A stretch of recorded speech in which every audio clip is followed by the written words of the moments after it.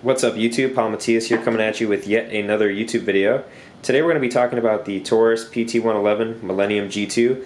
I'm revisiting this topic, you guys, because those of you who have been following my channel know that this is a new PT111 Millenium G2. The previous one I owned was black. For that review, definitely check the description here or wait until the end of the video. I will go ahead and link that one up. But basically, long story short, I had nothing but good things to say about it pretty much. Just a couple minor things that were, I found that were a little bit wrong with the gun, but no gun is perfect. For the value of this firearm, it's extremely good firearm. But since that video, my review has changed a bit. I will preface this by saying my first Millenium G2 I had some issues with. Basically with that one, when I would shoot it under recoil, the magazine would fall out of the gun. I did confirm that I was not holding the magazine or pressing the magazine release during firing. I had multiple friends fire the weapon. It happened to them too. I also one-handed the gun to make sure that I wasn't pressing the magazine release at all. So that was out the window. Ended up sending that original firearm to Taurus. They sent me back a firearm with a brand new frame, and the gun was perfect. And I ended up selling it to a buddy because I really wanted the stainless steel one. And this thing looks really, really good, so I'm happy I got the stainless steel version. But then I took it to the range. Again, I'm really familiar with this firearm since the first one I shot thousands of rounds through. And the second I took this one to the range, it functions pretty well, just fine. And if you guys can tell, we are working with a empty firearm here. But it had a problem, or at least I thought I had a problem. I don't remember the magazine, I'm sorry, not the magazine, the trigger safety, this little dingus here, being so hard to push in. On this particular firearm, I'd really like to check it out, I'm sorry, compare it to my other firearm, because I sold that to a buddy who lives nearby. But if you can tell there,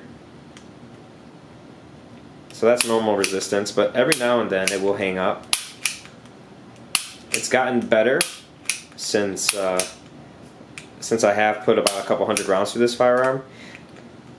But I noticed sometimes when I pulled this trigger all the way back, it would kind of hang up, and it was doing it before I made this video here, but it would hang up like right there, and it wouldn't shoot, literally. I was at the gun range, and I was pulling this back full force.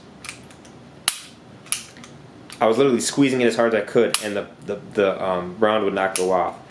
I realized that it was because this was not disengaging properly.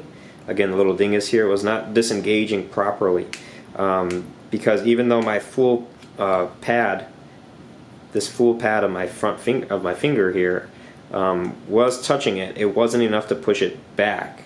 Which, as weird as that sounds, that was the case. Or if I had like my finger in this notch here, or the trigger in the notch there, which I know it sounds funny, but when you want to try to put like a lot of force on the trigger, that's kind of what you have to do.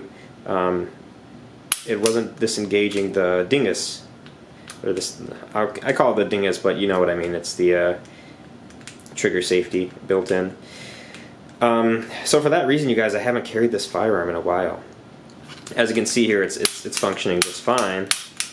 And again, it was functioning just fine at the range. For those of you who are commenting on me dry firing this so much, don't know what to tell you. It hasn't hurt the firearm. I've had people commenting saying it does hurt the firearm. It doesn't. I really need to get some snap caps, is what I need to do. So I feel a little bit better about that. But at this point, this gun may go back anyways for warranty repair. So I'm not too concerned about it. But there we go, right there. I don't know if you could hear that. Let's see if I. There's like a, hear that hang up right there? Look at that. See how much force I was putting and then it finally broke? There's like a little hang up there. I don't know if you guys can hear it on camera.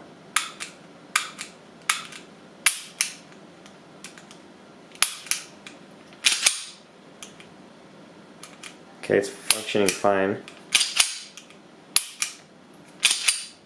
Right there. If I don't get my finger perfectly on that little dingus, and sure, you can say that's for any gun, but I have my Springfield XD. You hear that little grit there? Anyways, you guys, again, I was pointing this down range and I was squeezing it as hard as I could. Like I'm squeezing it full force right now. And then now it just broke.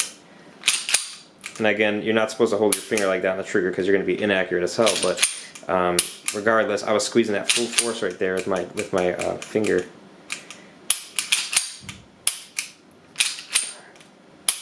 Alright, so it seems to be functioning better now.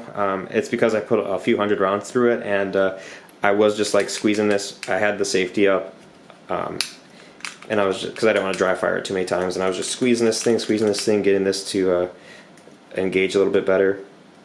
So I would just do stuff like that, and now it's pretty much 100% good.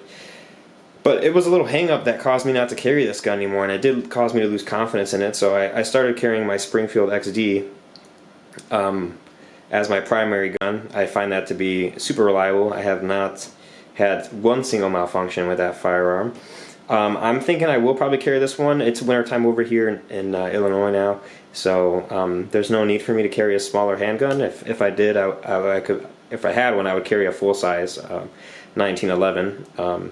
The only 1911 kind of style gun I have is that GSG 1911, which I have in a separate video review. But it's in a 22, and I wouldn't carry a 22 for self-defense. But regardless, a nice firearm. So anyways, you guys, I'm thinking about sending this back to Taurus if I encounter that issue at the range again. Otherwise, I will put probably a few more hundred rounds through this gun, make sure it runs very reliable. I'm sure after a little while I'll break it in and it'll be fine, but as of right now I'm kind of mixed on the Taurus PT111 Millenium G2. After my first video I was raving about it. Let me know what you guys think if you guys own a Taurus PT111 Millenium G2. What your thoughts are. I don't know if anyone else has had this trigger problem, but I'm curious to hear what you guys think. Overall, I have changed my opinion on this firearm slightly. Still believe it's a great gun, still believe it's great value. As soon as this trigger problem fixes itself, or I get it sent in, then I'm sure it'll be great again. Also, if you're interested in this little flashlight I got here, perfect for home defense. It is super bright and really cheap, 30 bucks, at least when I bought it. So check that out. I will have the link at the end of this video for this as well. Thank you guys for watching, and I hope you guys have a happy new year.